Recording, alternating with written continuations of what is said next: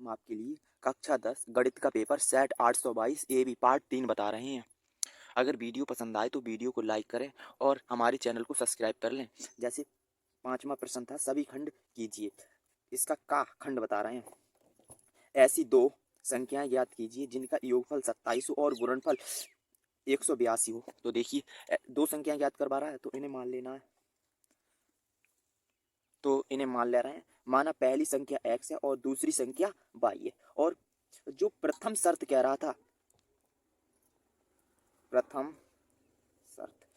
शर्त में कह रहा है, मतलब जिनका योगफल 27 है, इन दोनों का योगफल 27 है। x प्लस वाई बराबर है 27 के, ये कह रहा है। इसे समीकरण नंबर 1 दे रहा है, समीकरण 1। ठीक है। अब द्वितीय शर्त में कह रहा है और गुणनफल 182 है, तो द्वितीय शर्त हो जाएगी, द्वितीय शर्त 82 है, मतलब गुणनफल मानी गुणा, इन दोनों की गुणा x इंटू वाई बराबर है 182 के। अब x के लिए y के पदन में मान निकाल लो, x को, x बराबर 182 और बटे y, ये समीकरण नंबर हो गया सेकंड। अब जिस समीकरण सेकंड का मान फर्स्ट में रख देना है, समीकरण सेकंड का मान समीकरण फर्स्ट में रखने पर x की जगह रखना है 182 बटे वाई, इसमें x की जगह, तो 182 और बटे वाई और प्लस की y और बराबर है 27 के। तो इसमें देखिए, बट्टे में एक मान के y का और एक का लासा ले रहे हैं, तो y लासा हो गया। जब बट्टे में एक मानते हैं तो इसकी गुणा इसमें और इसकी गुणा इसमें हो जाएगी, तो 182 और प्लस की y स्क्वायर हो जाएंगे, एक y जी है एक y जी है, तो y स्क्वायर हो जाएंगे और बराबर 27। अब बट्टे में एक मानिए और कैंची गुणा कर दीजिए ऐसी वाली, तो ये देखो जो हो जाएंगे 182 एकम 182 और प्लस की बाई स्क्वायर, मतलब इसकी बाई की करेंगे तो बाई स्क्वायर ही हो जाएगा, और 27। अब 27 की गुणा बाई में करनी है तो ये हो जाएंगे 27 बाई। तो अब ये इस ले आइए, तो बाई स्क्वायर और माइनस के 27 बाई और प्लस के 182 बराबर 0। 182 को तोड़ो 27 आ जाए, तो 182 की फैक्टर करके यहाँ बता रहे हैं थोड़ा हल। 182 की फैक्टर करके बताना है, तो इन्हें तोड़ा हमने तो ये आएंगे 13 और 14, तो बाई स्क्वायर माइनस के 14 बाई और माइनस के 13 बाई और प्लस के 182 बराबर 0। इसमें कॉमन ले लेना है ऐसे जोड़ा बना के, तो ये बाई कॉमन मिल रही है, तो बाई माइनस के 14 और इसमें माइनस के 13 कॉमन मिल रहा है, तो बाई और 13 की भाग दी 182 में, तो ये गया 14 बार और प्लस माइनस माइनस 14 बराबर 0। ये ब्रैकेट और ये ब्रैकेट सेम आ गई, इसमें ये ब्रैकेट कॉमन मिल रही है, तो बाई माइनस 14 कॉमन ले लिए, तो यहाँ बचा बाई और माइनस के 13 यहाँ बचे और बराबर 0। अब इसके बराबर 0 कर दीजिए एक बार इसके बराबर 0, तो बाई माइनस के 14 बराबर 0, तो और बाई माइनस के 13 बराबर 0, तो ये आया बाई बराबर 14 और यहाँ आया बाई बराबर 13। दोनों संख्या धनात्मक आई हैं, तो लोगे बाई बराबर 14 लेने पर, तो बाई की जगह 14 रख देना है। बाई का मान समीकरण फर्स्ट में सेकंड में रखने पर, बाई का मान समीकरण सेकंड में रखना है, तो बाई की जगह 14 रखना है, तो x बराबर 182 और बटे 14 से कट जाएंगे ये, 14 एकम 14 बच्चे 4 हो गए 42, 14 तियाँ 42, x बराबर आ गया 13। अब बाई बराबर कितने लेंगे, बाई बराबर 13 लेने पर और बाई की 13 लेने पर, और बाई का मान समीकरण सेकंड में ही रखना है, बाई का मान समीकरण सेकंड में रख रहे हैं, तो x बराबर 182 और बटे 13 से कट जाएंगे, 13 एक कम 13 बचे 5 हो गए 52, 13 चौका 52, x बराबर आ गया 14। तो ये आ गए आपके आंसर। अब लिख देना है संख्याएं जो जो मानी थी यहाँ लिख देना है, यहाँ जगह कम है थोड़ी तो यहाँ लिख दे रहा है, तो यहाँ लिख देना है पहली संख्या बराबर, पहली संख्या देखो कितनी कितनी आई है, x आई है 13 या 14, यहाँ लिख दोगे 13 या 14। ऐसी लिखोगे दूसरी संख्या संख्या, दूसरी संख्या भी आई है 13 या 14। लो यही आपका आंसर हो गया। ये सवाल 4 नंबर में पूछा गया था। अब बता रहे हैं इसका खंड खा, खंड खा बता रहे हैं। देखिए सवाल क्या कह रहा है, खंड खा में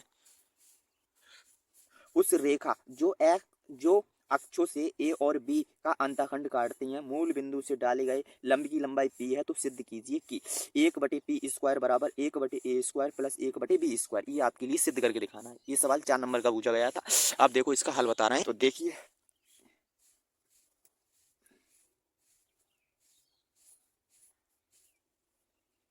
ये एक्स डैश अक्ष, ये वाई डैश अक्ष, ये होता है मूल बिंदु, मतलब मूल बिंदु 0। और कह रहा है जो अक्षों पर ए और बी पर काट रही हैं, जो मान लीजिए ऐसे करके एक रेखा जा रही है, जो अक्ष है एक्स अक्ष को काट रहा है ए पर, मतलब यहाँ से यहाँ तक ए है मूल बिंदु से, ये नाम दे दीजिए पी और इसे दे दीजिए क्यू। और जो बाई अक्ष पे है वो बी पे काट रहा है, ये बी है जहाँ से। तो इसके निर्देशांक हो जाएंगे 0 वो a,0 एक्स अक्ष पे काट रहे हैं तो एक्स के तो हो जाएंगे ए और बाई अक्ष पे 0 हो जाएगा। इसके निर्देशांक हो जाएंगे एक्स का 0 और बाई पे बी। और मूल बिंदु, ये मूल बिंदु से एक डाले गए लंब की लंबाई पी है, ये मूल बिंदु है, यहाँ से एक लंब डाला गया ऐसे करके, ऐसे ये लंब है, इसकी लंबाई पी दे दी है इसने ऐसे, ये पी है जहाँ से पी, ठीक है। अब देखिए बता रहे हैं इसका हल करना है। ये चित्र बन गया, ये चित्र बनाना था आपके लिए। तो देखिए पी और क्यू की आप रेखा का समीकरण, पी और क्यू में रेखा का समीकरण लगा दीजिए, ऐसे भी हो जाएगा। तो देखिए लिखना पी क्यू रेखा का समीकरण, पी क्यू रेखा का समीकरण, तो रेखा का समीकरण होता है वाई माइनस वाई1 और बराबर y2 माइनस y1 बटे x2 माइनस x1 और ब्रैकेट में x माइनस x1, ये होता है रेखा का समीकरण। इन दो बिंदुओं की रेखा का समीकरण निकाल ले रहे हैं पी और क्यू के। पी और इसका नाम और दीजिए, यहाँ पी दिया है तो इसका नाम दे दे रहे हैं एम क्यू, एम और क्यू की एम क्यू रेखा का समीकरण निकाल रहे हैं। तो देखो बाई, ये एम के निर्देशांक लिख दीजिए, एम के निर्देशांक है a,0 और जो क्यू है उसके निर्देशांक है वो 0,b, ये निर्देशांक है 0,b। तो देखो y1 की जगह लगा देना, वो y की जगह y तो ऐसी रहेगी y माइनस y1 है तुम्हारे पास 0 और बराबर y2 b माइनस 0 और बटे x2 है 0 माइनस की a और ब्रैकेट में x1 है माइनस की a, ये माइनस की ये देखो 0 ना जुड़ता है ना घटता है, तो ये तो बाई बची, बाई बराबर ये तो b और बटे माइनस की a और ये x माइनस की a, इसकी गुणा इसमें हो जाएगी, इसकी गुणा इसमें और इसकी गुणा इसमें, तो ये हो जाएगी माइनस की a वाई बराबर और ये हो जाएगी बी एक्स और माइनस की a b। अब इन्हें इधर ले लेना है, इधर ले आए तो माइनस की बी एक्स और माइनस की a वाई और माइनस की a b बराबर 0। माइनस से भाग देने पर, माइनस से भाग देने पर तो इसमें माइनस से भाग देंगे, ये माइनस के हैं इधर लेके आए तो प्लस के हो जाएंगे, तो ये हो जाएगा बी एक्स और प्लस की ए वाई और माइनस की ए बी और बराबर 0। ये बन गया समीकरण। अब इस रेखा को मूल बिंदु से गुजार देंगे, मूल बिंदु 0,0 से, तो लिखेंगे रेखा ये है रेखा मूल बिंदु से डाले गए लंब की लंबाई, जैसे P बराबर सूत्र होता है P बराबर मोड में C बटे under root a² plus b², मूल बिंदु से जब डालें और C तुम्हारे पास देखो ये A होता है, ये B होता है, ये C होता है, तो P बराबर C हमारे पास कितना है, C हमारे पास है माइनस की ए बी और बटे अंडर रूट में ये A हमारे पास है b² प्लस a²। अब क्या करेंगे, ये मोड लगा है, मोड लगा है तो ये प्लस का हो जाएगा, तो P बराबर ए बी और बटे under root B square plus A square, ये इतना आ गया। अब यहाँ जगह नहीं है तो थोड़े और पेज पे बता रहे हैं। तो देखिए, देखो अब इसमें क्या करना है, दोनों पक्षों का वर्ग कर देना है, दोनों पक्षों का वर्ग करने पर, वर्ग करने पर, तो ये हो जाएगा पी का वर्ग और बराबर ए बी और बटे under root B square plus A square का वर्ग। तो ये पी स्क्वायर है तो पी स्क्वायर हो जाएगा, ये ए बी स्क्वायर हो जाएंगे, ए स्क्वायर और बी स्क्वायर और बटे, देखो वर्ग से वर्गमूल से वर्ग कैंसिल हो जाएगा, तो ये तो B square plus A square ही बचेगा। अब बटे में एक मान के क्रॉस मल्टीप्लाई कर दीजिए, मतलब कैंची गुणा कर दीजिए, तो ये हो जाएगा पी स्क्वायर और ब्रैकेट में B square plus A square और बराबर ए स्क्वायर बी स्क्वायर। अब क्या करना है, देखो इस पी के लिए इसके बट्टे में पहुंचा दीजिए और इन्हें इधर ले आइए, तो ये हो जाएंगे B square plus A square और बटे ए स्क्वायर प्लस बी स्क्वायर ना इंटू ए स्क्वायर इंटू बी स्क्वायर और बराबर एक बटे बी स्क्वायर। तो इसे ऐसे लिख सकते हैं बी स्क्वायर और बटे ए स्क्वायर बी स्क्वायर और प्लस ए स्क्वायर बटे ए स्क्वायर बी स्क्वायर और बराबर एक बटे बी स्क्वायर। देखो इसमें बी स्क्वायर से बी स्क्वायर कैंसिल, इसमें ए स्क्वायर से ए स्क्वायर कैंसिल, तो एक बटे ए स्क्वायर प्लस एक बटे बी स्क्वायर और बराबर एक बटे पी स्क्वायर। तो इसे ऐसे भी लिख सकते हैं, एक बटे बी स्क्वायर बराबर एक बटे ए स्क्वायर प्लस एक बटे बी स्क्वायर। यही आपसे सिद्ध करवा रहा था। इति सिद्धम, इति सिद्धम, ये 4 अंक का सवाल था। अब बता रहे हैं इसका गा खंड। गा खंड में कह रहा है एक लंबवृत्तीय शंकु के आधार की परिधि 24 पाई सेंटीमीटर और ऊर्ध्वाधर ऊंचाई 5 सेंटीमीटर है, तो शंकु का आयतन ज्ञात कीजिए। तो देखो एक शंकु है, शंकु लिख देना, शंकु, और परिधि दे दी है इसने, परिधि है 24 पाई सेंटीमीटर, और जो ऊर्ध्वाधर ऊंचाई है इसे लिखते हैं एच, ऊंचाई मान लीजिए, इसने ऊर्ध्वाधर ऊंचाई बोल दी है, तो ऊंचाई दे दी है एच, मान लीजिए एच बराबर 5 सेंटीमीटर। और देखो परिधि का सूत्र होता है, शंकु की परिधि होती है 2 पाई आर के बराबर आर और बराबर 24 पाई। इस पाई से पाई कैंसिल, ये 2 से कट जाएंगे 12 बार, तो आर बराबर आ गई 12 सेंटीमीटर। तो आयतन अब निकाल देना है, ये आर है ये एच है, तो शंकु का आयतन लगा देना। सूत्र शंकु का आयतन बराबर 1/3 पाई आर स्क्वायर एच, 1/3 गुणा पाई रहने दीजिए ऐसी, पाई ऐसी गुणा आर है 12, तो लिख देना है 12 का वर्ग बता रहा है, 12 का वर्ग, तो 12 गुणा 12 2 बार लिख दीजिए और गुणा एच हमारे पास है 5, ये कट जाएंगे 3 से, 3 चौक 12। ये बची पाई गुणा, इनकी गुणा करनी है, 4 गुणा 12 गुणा 5, इनकी गुणा कर दीजिए तो 12, देखो 12 चौक 48 और 48 पंजे 240 पाई, और मात्रक याद रखना है घन सेंटीमीटर, आयतन का मात्रक होता है घन सेंटीमीटर। लो भाई यही आपका आंसर होगा।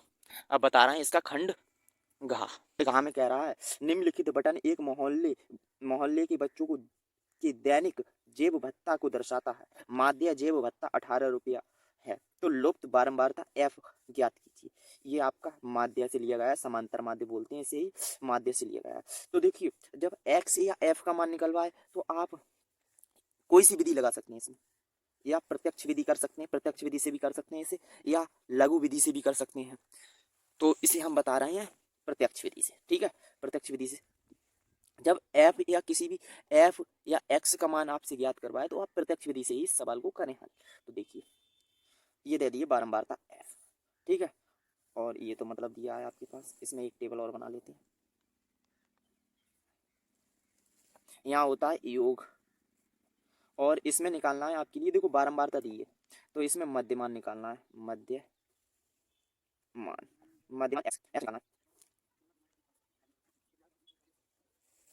मध्यमान मध्यमान इन दोनों को जोड़ के आधा करना है। तो ये 11 में 13 जोड़े 24 और 24 के आधे होते हैं 12। अब इसमें मतलब अंतर देख लीजिए कितने का है, अंतर है इसमें 2 का 13, 13 से मतलब 11 से 13 2 का अंतर है, इसमें 2 जोड़ दीजिए 14, 2 इसमें 16, 16 में फिर 2 18, 18 में फिर 2 20, 20 में 2 22, 22 में 2 24।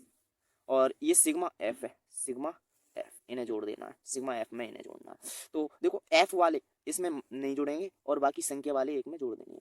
7 और 6 13, 13 और 9 22, 22 और 13, 22 और 13 35, 35 और 5 40, 40 और 4 44, 44 प्लस एफ ऐसे करके लिखी जाएंगी। सही है। अब इसमें निकालना है आपके लिए एफ गुणा एक्स, एफ गुणा तो एफ गुणा एक्स मतलब 7 की गुणा 12 में करनी है, 12 सत्ते 84 और 14 की गुणा 6 में, 14 चौका 6 84 और 16 निम्मा 144 और 13 की गुणा और 18 की गुणा करनी है। तो 13 की और 18 की गुणा करके आपकी इसकी आप गुणा तो कर लेंगे, अब गुणा हम लिख देते हैं ऐसे ही। तो देखिए इसकी गुणा हमने करी, 13 की गुणा 18 में करी तो 234 आए और 20 की गुणा एफ में करेंगे तो इसे अलग लिखना है 20 एफ ऐसे करके अलग की।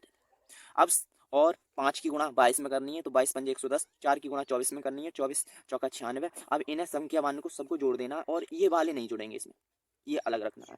तो देखो 4 ये आप जोड़ लेंगे, ये हमने जोड़े 752 और 20 एफ हैं, ये 20 एफ अलग रहेंगे ऐसे करके।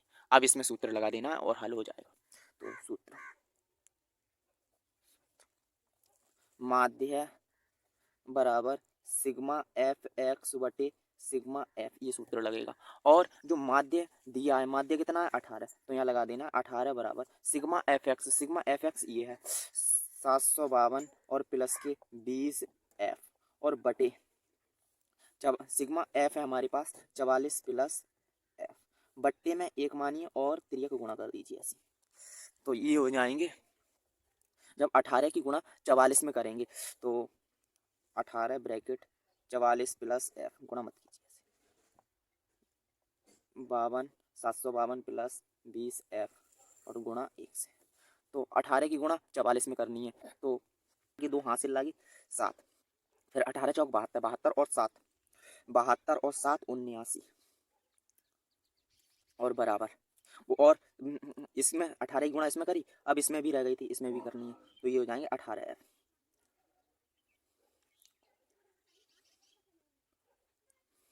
बराबर इसकी गुणा 1 में करेंगे प्रत्येक पद में, मतलब 752 में 1 से करेंगे और 20 में 20 एफ में 1 से करेंगे तो यही संख्या आएगी 752 और प्लस 20 एफ। अब देखिए एक चरपद मतलब एफ एफ वाले अलग कर लेना है, चरपद एक तरफ करना है और अचरपद एक तरफ। तो 18 एफ ये प्लस के इधर ले आए तो माइनस के 20 एफ और बराबर 752 और माइनस 792, इन्हें घटाया तो बच्चे माइनस के 40 और इन्हें घटाया तो ये बच्चे माइनस के 2 एफ। ये गुणा में तो भाग में पहुंच जाएंगे तो एफ बराबर माइनस के 40 बटे माइनस के 2, माइनस से माइनस कैंसिल हो गया, 2 से कट गए 20 बार। तो एफ बराबर आया 20, एफ बराबर आया 20, यही आपका आंसर होगा। अब बताएंगे प्रश्न 6 का खंड का 6 में कह रहा है सभी खंड कीजिए, दो क्रमागत खंड का बता रहे हैं, दो क्रमागत धनात्मक सम संख्याओं के वर्गों का योगफल 244 है तो संख्याएं ज्ञात कीजिए। ये सवाल है, ये 4 अंक का पूछा गया था। अगर वीडियो पसंद आए तो वीडियो को लाइक जरूर कीजिए। तो मान लेना है, माना पहली क्रमागत धनात्मक सम संख्या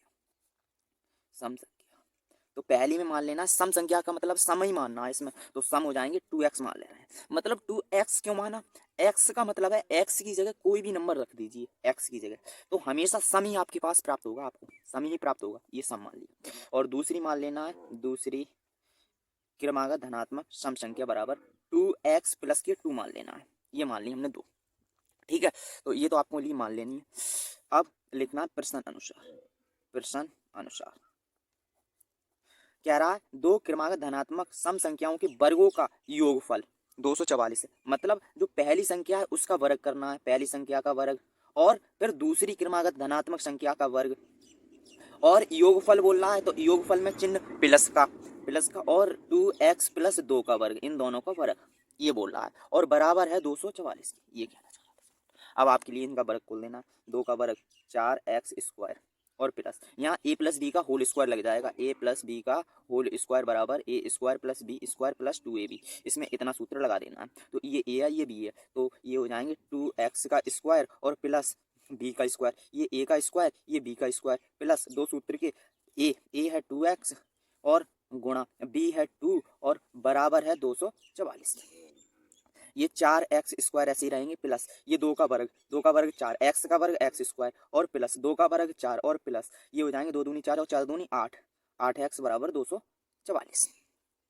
ये देखो x स्क्वायर और x स्क्वायर वाले एक में जुड़ जाएंगे, ये हो जाएंगे 4x स्क्वायर और प्लस के 4x स्क्वायर ये हो गए 8x स्क्वायर और ये देखो 8 है, ये 8x ऐसे रहेंगे और प्लस के 4 और ये माइनस के हो जाएंगे, ये प्लस के इधर ले आए माइनस के 244 और बराबर 0। ये बचे ये तो 8x स्क्वायर है ही और प्लस के 8x ये यहाँ से घट जाएंगे, ये बचे माइनस के 240 बराबर 0। इसमें 8 कॉमन मिल रहा है तो 8 कॉमन ले लीजिए, एक्स स्क्वायर प्लस 8 एकम 8 एक्स स्क्वायर ही बचा, 8 एकम 8 एक्स बची और माइनस के 8 तियाँ 24 30 बराबर 0। तो ये एक्स स्क्वायर प्लस की एक्स और माइनस के 30 और बराबर 0 ही हो जाएगा, ये 0 बटे 8 हो जाएंगे तो 0 ही हो जाएगा। अब 30 को तोड़िए एक आ जाए तो 6 पंजे 30, एक्स स्क्वायर प्लस के 6x और माइनस के 5x और माइनस के 30 बराबर 0। इसमें कॉमन मिल रहा है, इसमें x कॉमन ले लिया तो ये बचे 6, इसमें माइनस के 5 कॉमन ले लिए तो x माइनस माइनस प्लस के 5 छक 30 बराबर 0। ये ब्रैकेट और ये ब्रैकेट सेम आ गई तो इसमें से ये ब्रैकेट कॉमन ले लिए, x प्लस 6 बराबर x प्लस 6 कॉमन ले लिए तो x माइनस के 5 और बराबर 0, ये बचा। अब दूसरे पेज पर बता रहे हैं तो ये x प्लस 6 बराबर 0 तो भागन में डिवाइड x माइनस, तो ये आए x बराबर प्लस के इधर ले गए माइनस के, ये x बराबर 5। ये संख्या तो अमान्य होगी, संख्या अमान्य है, अमान्य ये संख्या मान्य हुई, ये ऋणात्मक है इसलिए अमान्य है। तो लिख देना यहाँ पहली क्रमागत संख्या, दो क्रमागत संख्या पूछ रहा था तो इसमें पहली क्रमागत संख्या हो जाएगी पहली क्रमागत धनात्मक सम संख्या बराबर 2x है, x की जगह 5 लगा दीजिए तो 2 गुणा 5 5 दूनी 10, ये आ गई पहली। अब इसमें दूसरी निकाल पा रहा था, दूसरी क्रमागत धनात्मक संख्या होगी 2x प्लस के 2 तो बराबर देखो 2 गुणा 5 और प्लस के 2 बराबर ये हो जाएंगे 2 5 10 और 2 12, 10 और 12 होंगे, यही आपका आंसर होगा। अब बता रहे हैं इसका खंड खा, छठे का खंड खा, दी गई आकृति में त्रिज्या खंड OACB 3.5 सेंटीमीटर त्रिज्या वाले वृत्त जिसका केंद्र O है और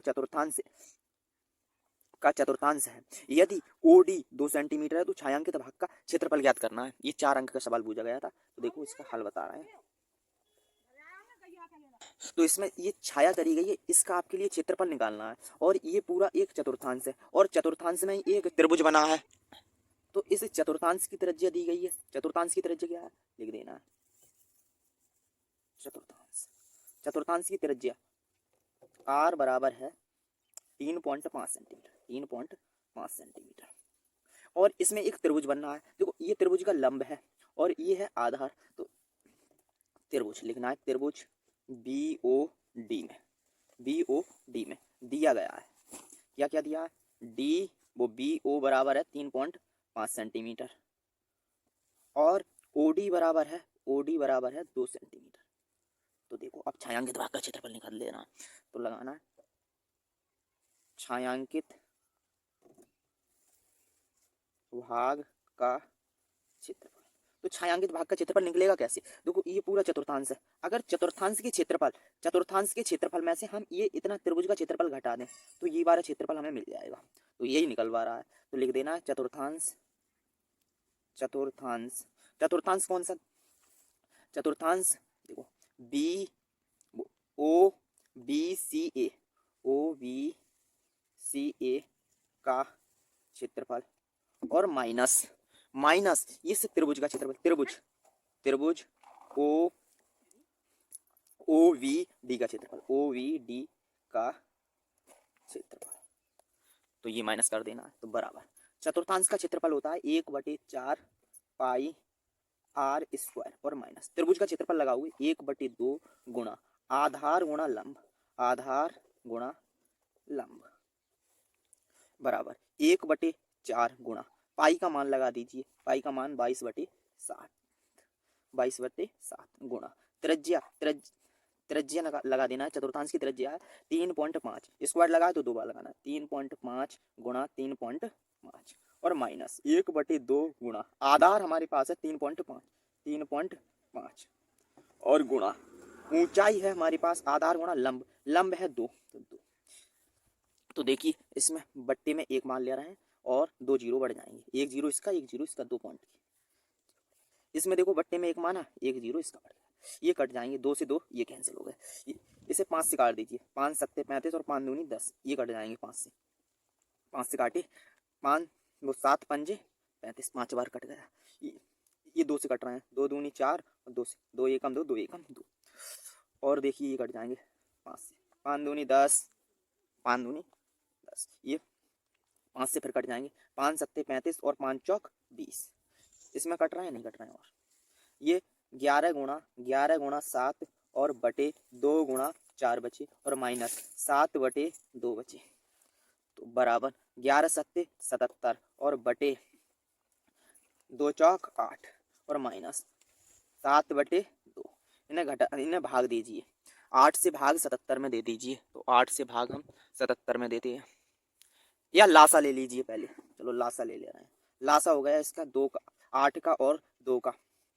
8 ही लासा हुआ, तो 8 एकम 8 एक बार गया तो 77 एकम 77 और माइनस 2 चौक 8 4 बार गया, 4 की गुणा 7 में 7 चौक 28।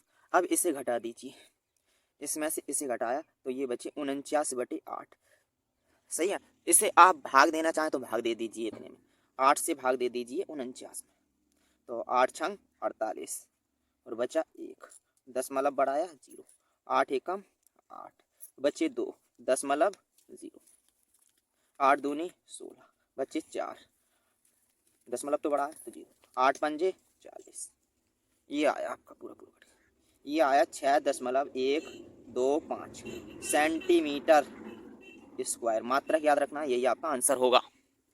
अब इसका खंड गा बता रहे हैं, 5 सेंटीमीटर 6 सेंटीमीटर और 7 सेंटीमीटर भुजाओं वाले एक त्रिभुज की रचना कीजिए और एक अन्य त्रिभुज की रचना कीजिए जिसकी भुजाएं दिए हुए त्रिभुज की संगत भुजाओं की 7/5 गुनी है।